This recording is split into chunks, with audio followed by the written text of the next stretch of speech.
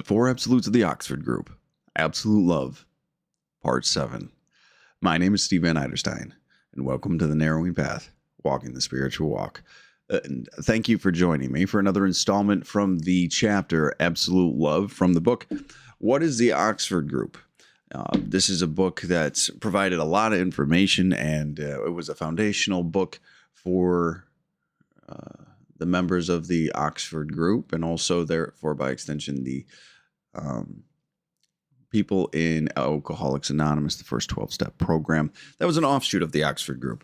And now we are reading about the four absolutes, and we've gone through the other three, which was absolute love, absolute honesty, absolute purity, and absolute unselfishness. Absolute love is the last one, and it's proven to be the most expansive for us to go through. So I've really enjoyed going through this chapter. It's given me a lot of good insights, and it's realigned me in a lot of ways, and it's reminded me very deeply as to what I need to make sure my life is centered around, which is absolute love. So let's go ahead and we'll get into the reading for today.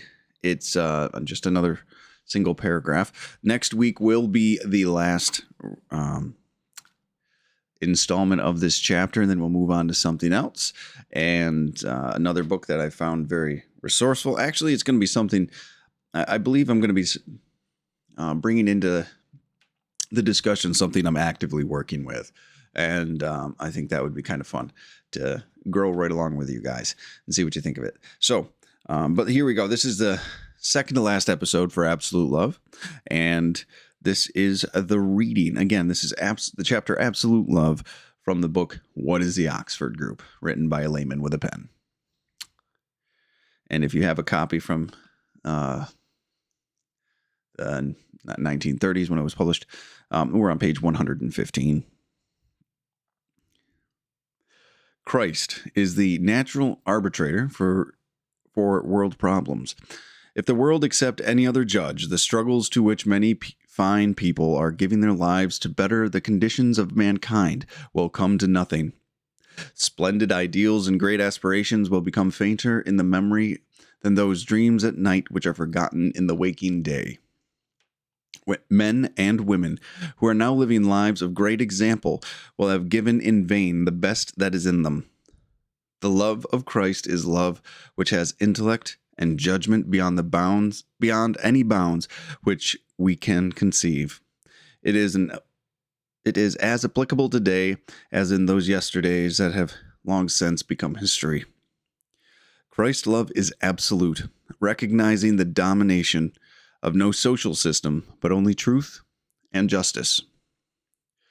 Building up where destruction has proved fruitless, giving real understanding where discussions without Christ influence only end in a deadlock. The Christ love that can be within us and can run our lives for us can run the world. It is a force waiting to be directed upon all that goes to weave this web called civilization. It is the absolute love that can truly entitle us to call every man brother. It is under the influence of this absolute love only that we can all be the world's workers to carry out and complete, in God's good time, the plan He has for this world, a plan which far surpasses any conceived by man.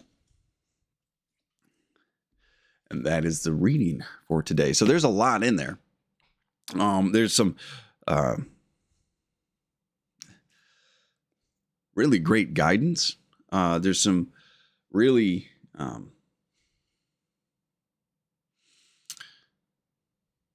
big ideas, and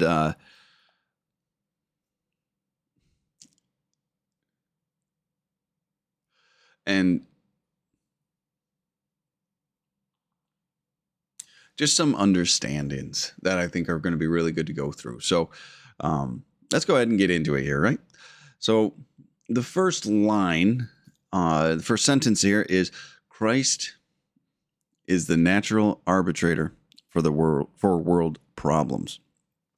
And we define it later on in the reading, but just to be clear, what they're talking about here and to define Christ is the Christ was the personification of absolute love in history. The way he conducted himself, the way he interacted with people, right? He was the personification of absolute love in the world. And this is the only way to truly have a just world. So when they say Christ is the natural arbitrator for world problems, it is a person that is aligned and embodies absolute love is the natural arbitrator for world problems. So when you break it down like that, I mean, of course, right? Who would argue with that point? Who would think that there was someone better to actually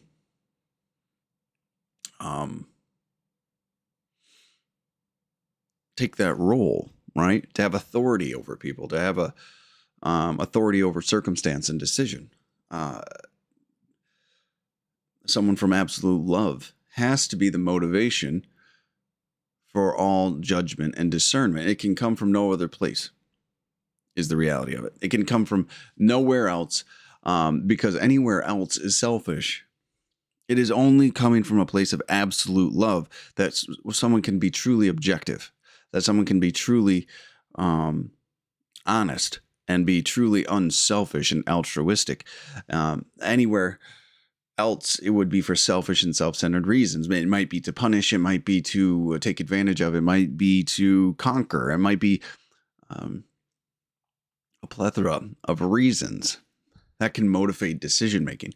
But to have a true and just system, it would have to come from a place of absolute love, and we'll talk about that later.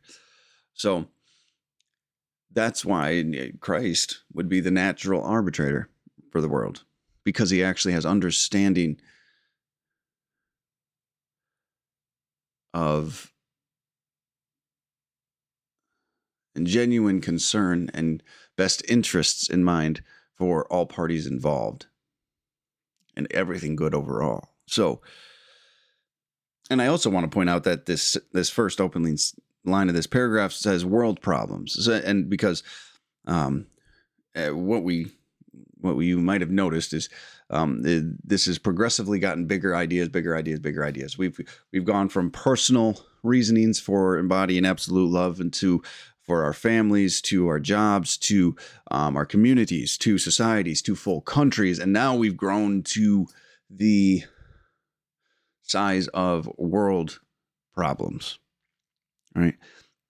So it's important to recognize this because this is the same concept. This is the same idea. This is the same understanding that has been progressing throughout these worlds. It's been progressing throughout these realms, these spheres of influence, right? Is this absolute love needs to be at the center of them, regardless of what the circumstance is, regardless of what's actually happening, or what the situation is.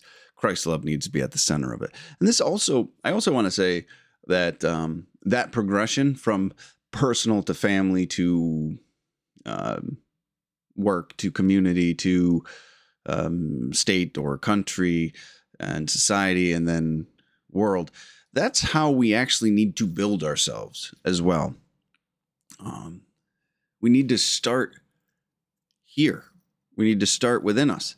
We need to start with our families, and we need to start practicing absolute love with those who are most immediately affected around us, because that's where we're going to have the most influence. And if we can't practice it with those immediately around us, we won't be able to practice on a grander scale, right? We need to practice absolute love with those closest to us. We don't get to disregard our families, disregard our friends, and then jump to this pedestal of like absolute love is the way to go, or to the community or your society in a larger way, because it's disingenuous. These interactions here, these interactions at home, are the way we can actually grow. And if you can't help build a community, how are you going to help build a country? If you can't help build your family, how are you going to help build a community, right? Like, these are the things we need to actually realize. We want to go change the world, but we can't even change ourselves first. And I think that's a misplacement of priorities and a misunderstanding as to where change truly comes from. So this first sentence is pretty loaded. This first sentence has quite a bit of substance to it, even though it's 8 words. Christ is the natural arbitrator for world problems, right? So it's got a lot in it to kick this whole thing off. So let's move on to the next sentence here. It says, if the world accept any other judge, the struggles to which many fine people are giving their lives to better the conditions of mankind will come to nothing. Splendid ideals and great aspirations will become fainter in the memory than those dreams at night, which are forgotten in the waking day. Men and women who are now living lives of great example will have given in vain the best that is in them. This is a warning, and this is a very serious warning, right? Because they're stating here, this can all go away. All the progress, all the goodness, all of the building up of people and society and of civilization and the world can all be destroyed if we do not intentionally and rigorously bring absolute love into everything that we do on every level of being.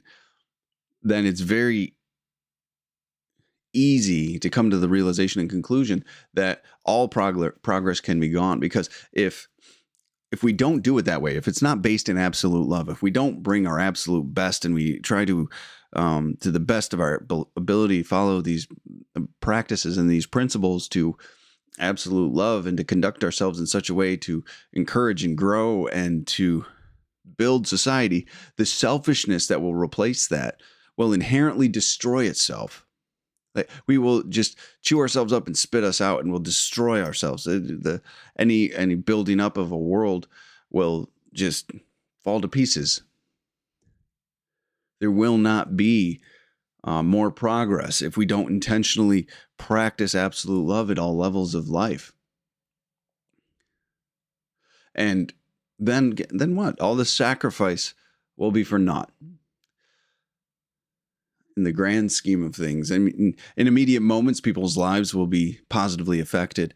But if the absolute love is not brought into this world in a full and true way, the coming to fruition of that absolute love is a worldwide condition will never happen. We'll just have a good couple moments, and then the suffering will just continue, right? It'll just disappear and be consumed by selfish and self-centered motivations, which will always end in conflict and harm, right? That people won't be built up. People will be forgotten about. People will be left behind. People will be destroyed.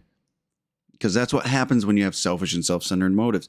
It's selfishness will always be in constant conflict and collision with other people.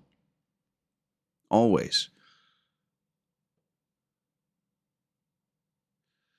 And when you realize that, that means there's only one way for us to actually grow, and that's through absolute love. Because without that altruistic heart, that altruistic soul of absolute love, there can be no true loving action and no true peace at that point. There will always just be this tension of people and this warring between, because it's not genuinely being achieved. It's not genuinely being sought either. It's just two selfish, self-centered interests clashing And then the fallout is pain and misery and struggle for the rest.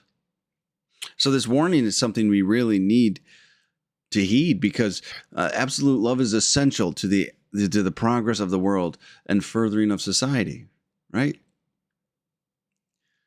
Absolute love is the key to actually growth in this world.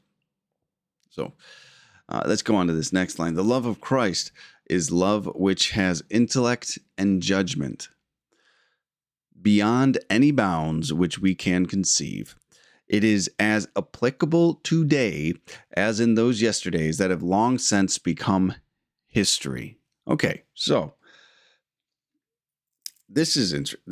I'm so happy they put this in there, because I feel we talked about it a little bit last week, actually, how dismissive people are of this idea of absolute love and its importance and its ability to actually have an effect and its ability to actually impact things, Sorry, I just had to switch the lighting real quick there. Here we go. Okay. Sorry about that. Just changing a couple of things because we keep having some Okay, there we go.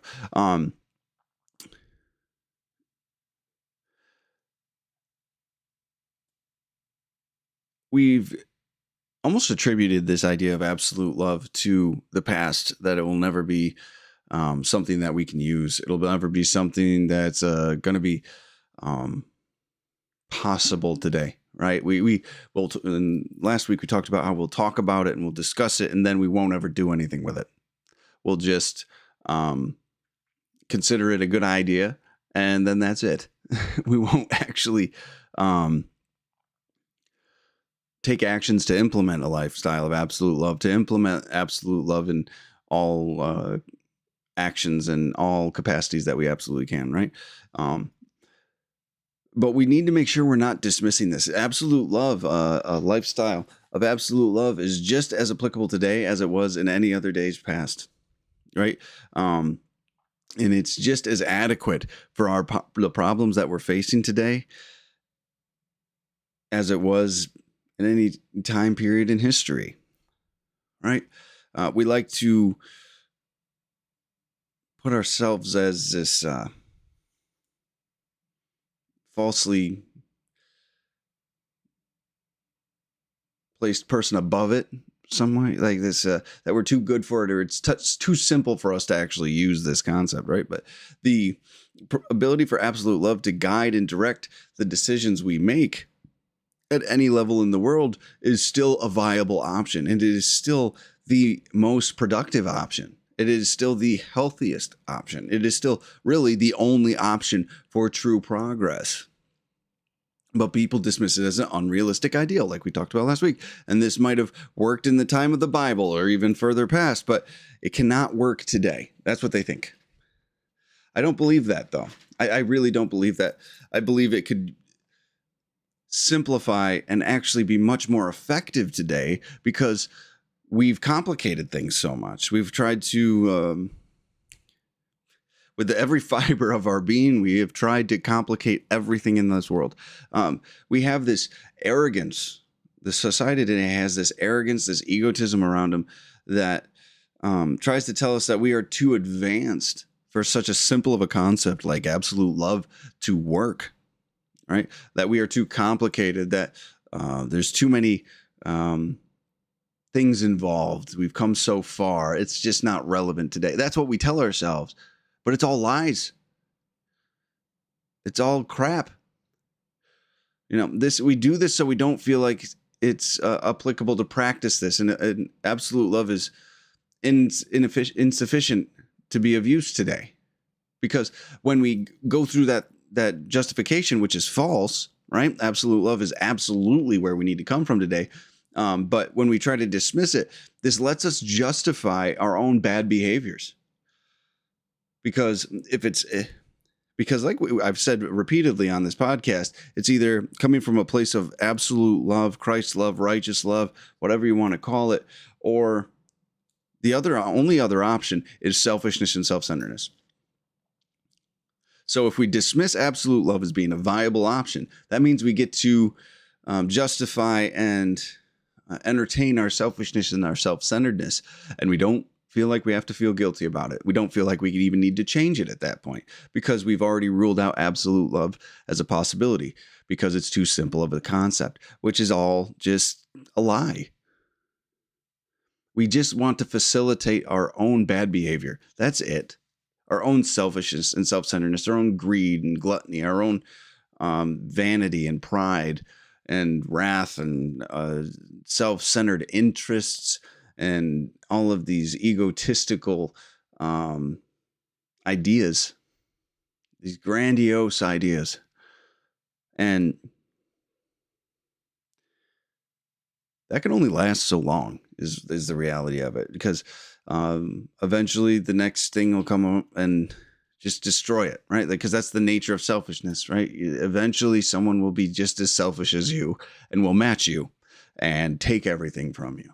That's how this thing goes. Absolute love is not taking. Absolute love is giving. It's the complete opposite.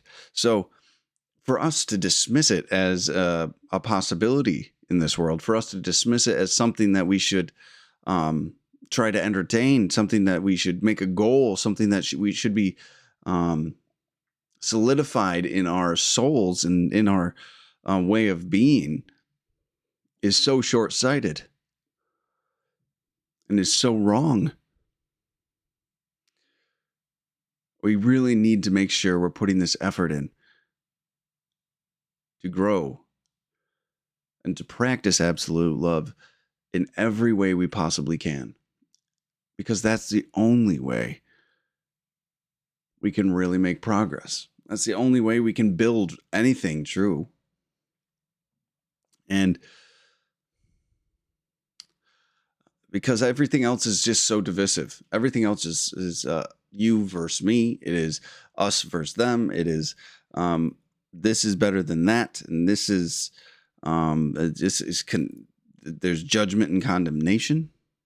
It's not to build, it's to condemn. And that's not where we need to come from. The next line says, Christ's love is absolute, recognizing the domination of no social system, but only truth and justice, building up where destruction has proved fruitless, and giving real understanding where discussions without Christ influence only end in a deadlock. Now, I don't know about you. Sounds relevant today. Sounds like these are things we need to take into consideration. It sounds like things we need to reorient ourselves to this mindset, because we're seeing the fruits of the other in a lot of ways, in a lot of areas of life, and I don't care what side you're on. This is true from whatever perspective you're taking. Any of them. There's so much in this, that quote, though. This is overall, it's again starting with that forward movement. True forward movement can only come from a place of absolute love, right? And it can build, and it can correct, and it can heal where destruction generally fails.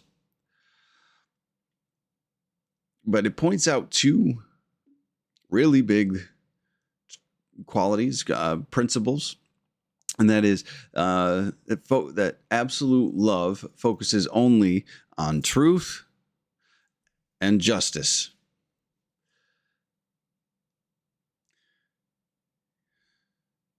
These are big words. These are big concepts. I mean, my understanding of them might even be simplistic and rudimentary, but I do understand that these are the things that need to be at the forefront of what we're doing.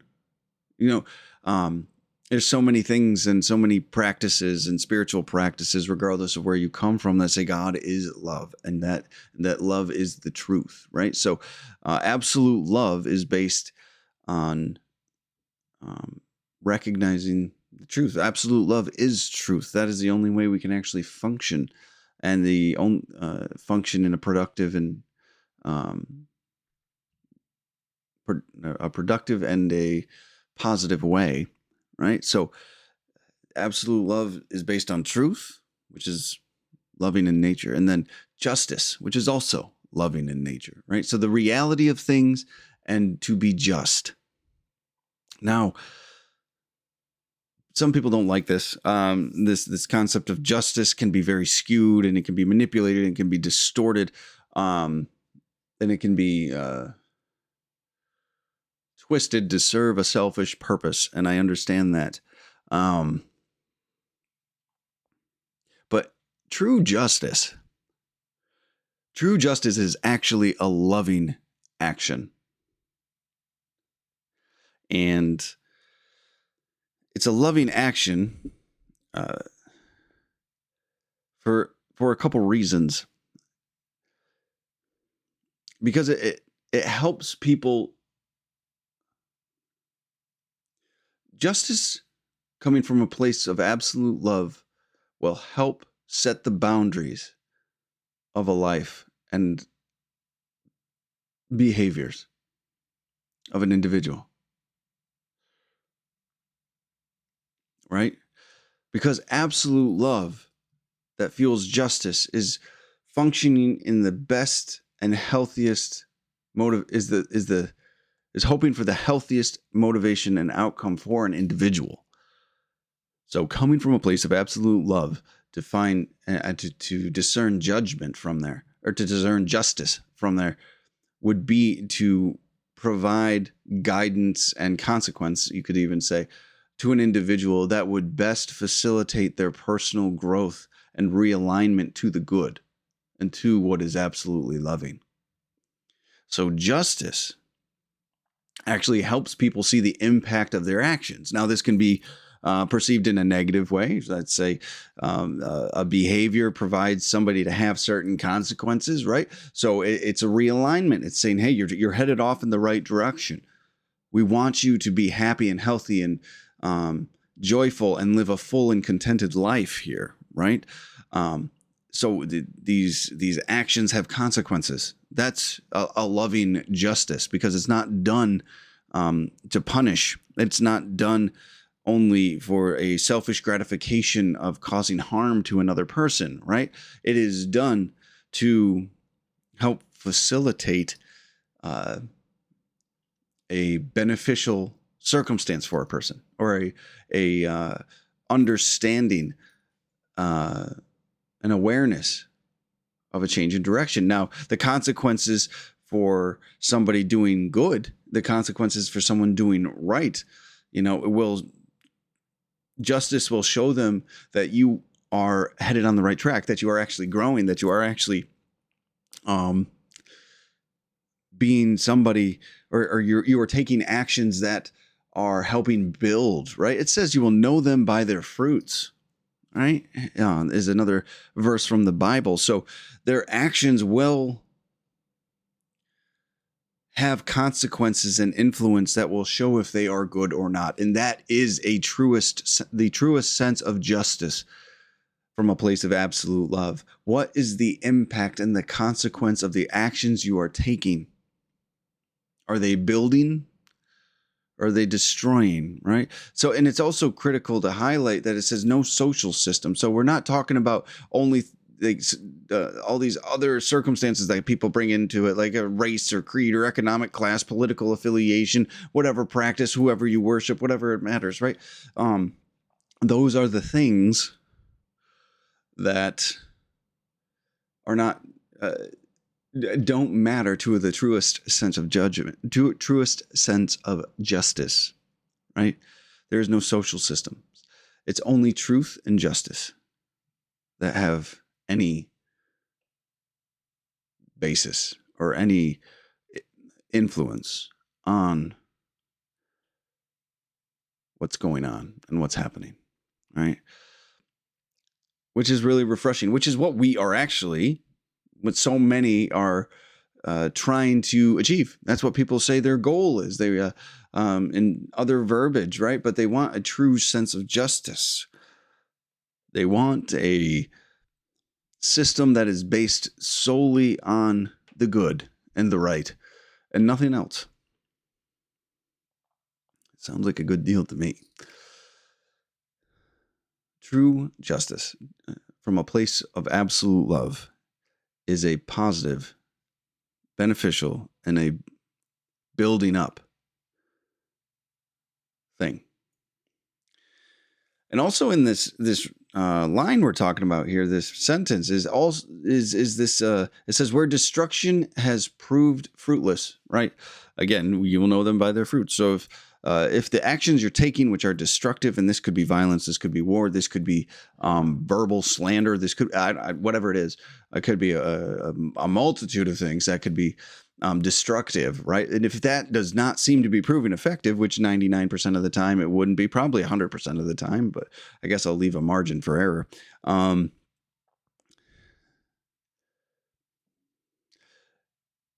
Absolute love is more powerful than those things. Absolute love is something that can rise above that destruction. Absolute love can heal where violence has failed to bring peace.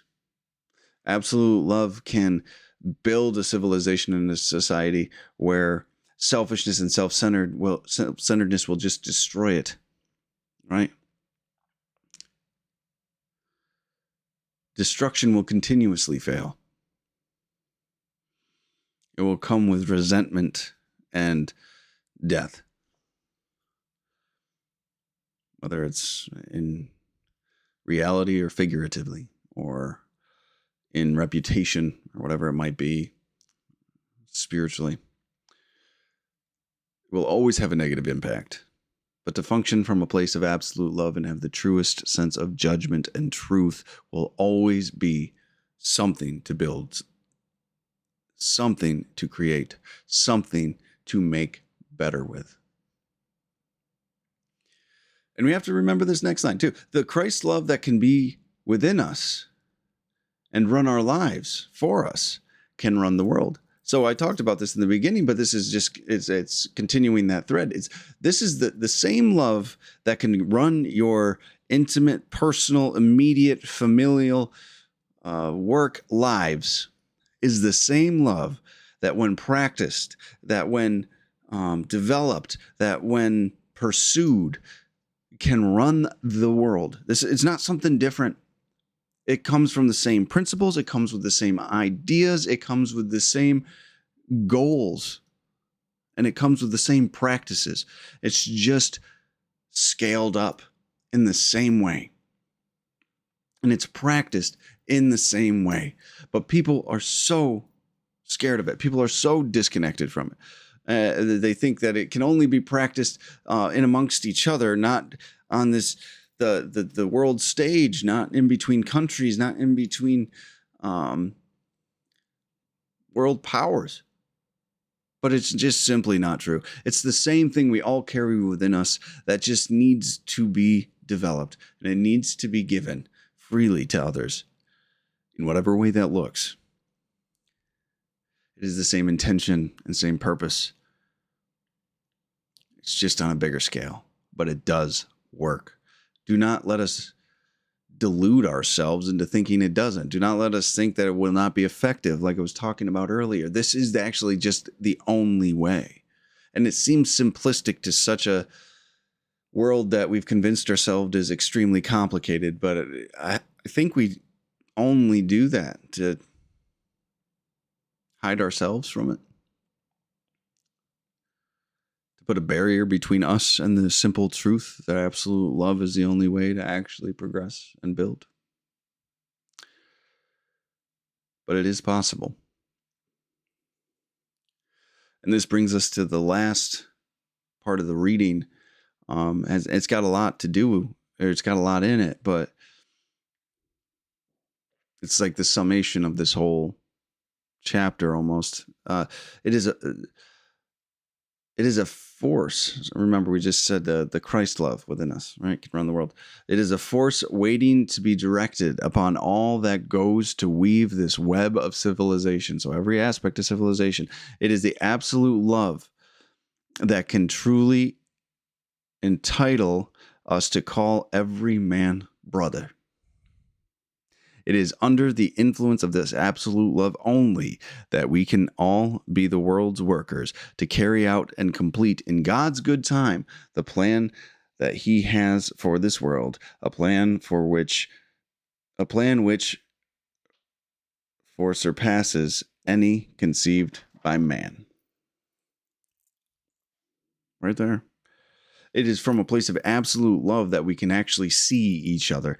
It's from a place from absolute love that we can actually consider each other. He says, call each other brother there, right? Actually care about each other in the most true and honest way. It is only from absolute love that we can build and continue to inspire and have this desire to create this civilization, whatever it is, wherever it takes us, right? It is the only way to true progress, because it takes the fight from beside us and takes all the energy that would be previously used for bickering, and it's placed into this ambition, this motivation to be good and to build good into this world. The desire to achieve and become everything you absolutely could be as an individual, as a community, as a country, as a world is the most powerful motivating force you could actually grab onto. It's the most pure and humbling thing you could actually engage in this world. And if everybody did it on an individual level, who knows what could actually be accomplished? Who knows what we would be brought to, right? But I think many struggle with this idea because they don't know what a world would look like when it's built on absolute love. They only know the life and the world that they've only ever known. And they can't imagine a world without the conflict. They can't imagine a world without the competition. They can't imagine societies without these squabbles and these conflicts, right? So when we say build a world on absolute love, and what direction does that take us? Where do we go from here, right? I don't have a guarantee that I'm going to like a world based on absolute love, which is ridiculous when you think about it, but people genuinely shy away from it because of that. We have no conceptual idea of what would happen if absolute love was practiced entirely by all people to be moving towards a productive, unified civilization and society. We have no idea. None. And that's terrifying to some people. It's terrifying to most people. Because if we don't have the selfish runaround that we wrap ourselves up in, then what are we going to do? Where are we going to go, right? But this is why this concept of faith is so important. This is why this concept of faith will drive us and allow us to walk forward. Because when you do what is right and what is true and what is just and what is loving and what is good, the outcome takes care of itself, right? Faith is walking forward in what is right and just and good and loving, regardless of my opinion of it, regardless of my fears of it, right? And I really relate to this idea, actually, because I was somebody at one point in my life that I couldn't imagine living a life without drugs and alcohol in it, without substances in it, without constantly being under the influence of something. I have no desire to live that way. I didn't think it was possible for a guy like me. I thought I was always going to have some sort of chemical in my body to be okay with existing in this world. But through powers outside of my control, I was placed in a position where I was given the opportunity to participate and recover and to be given a design for living that I didn't know would work for a guy like me. And I didn't know what kind of life it would provide me. I was comfortable in my misery. Even though it was terrible, it was comfortable. And I didn't have to face the fear of walking without my blanket of self-centeredness and self-pity that I didn't know how to live without. But people told me and people showed me that you could live a life without these things, and it's better than anything you could ever imagine, right? And it says that at the end of that writing, more God's plan greater than anything we could conceive. That's how it felt for me personally when I started to practice these principles, when I started to live a different way of life. I had no idea where my life would bring me. I had to just walk in a blind faith that this was the right these were the right actions to take, whatever those were at the time, and whatever the outcome is the right outcome. Right? I take the actions, trust the outcome to the God of my understanding. And that was so difficult. But that same concept is what holds back so many today in the world. That fear of not having control or an idea of what it might look like if we did all practice absolute love to the best of our ability, to the complete and most thorough extent. What would the world do? What would the world's purpose be at that time?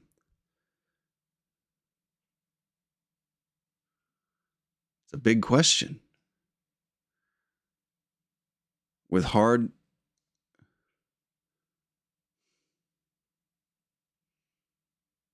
difficult answers, with absent answers even, right? Because we don't know what that would do. We don't know what that plan is that God would have us do that. What's the direction? What's the implication? I think about these things. Because if I told you I didn't doubt at some point, if I told you I didn't wrestle with these concepts quite intimately for a long time, and even every once in a while I still do, to be fair. Though I do believe them, and I know them to be true, I still will get a moment of doubt. Because I can't. Even with my experience, I have a very difficult time wondering what would happen if people just loved each other, if people just acted from absolute love, if people actually across the world decided to put down all prejudices, put down all preconceived ideas, and to solely function from a place of love and truth and joy and freedom and happiness and justice and all of these beautiful things, to just build together to see what we could accomplish, to let go of the pride and the ego.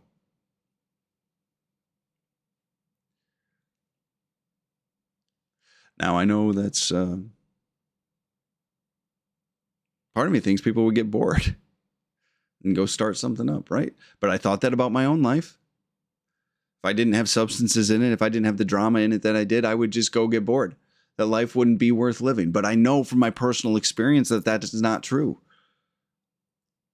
I know from my personal experience that when those things could put down, the true essence and goodness and love and grace of a God of my understanding has come into my life and changed it completely. So I know on an individual level that because you don't know what the outcome doesn't mean it's not worth doing. But sometimes I still struggle with viewing that for the entire world. Maybe that's a failing that's got to be a failing of mine, but I work on it. And I trust it, and I walk in faith, and I do the things that I do because I know they are right. And we'll see where we go from there. So, but that's it. That's the end of this reading for today.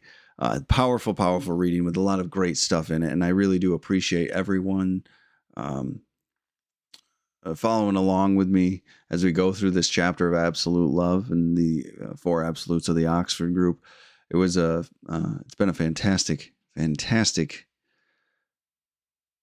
chapter or section of book to read, and I'm looking forward to finishing it up with y'all next week. So thank you so much for all the likes and follows and subscribes and all the views and interactions and everything on all the platforms.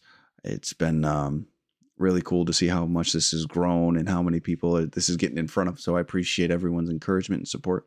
But I'll be back again next week with the last installment of Absolute Love. So until next time, thanks.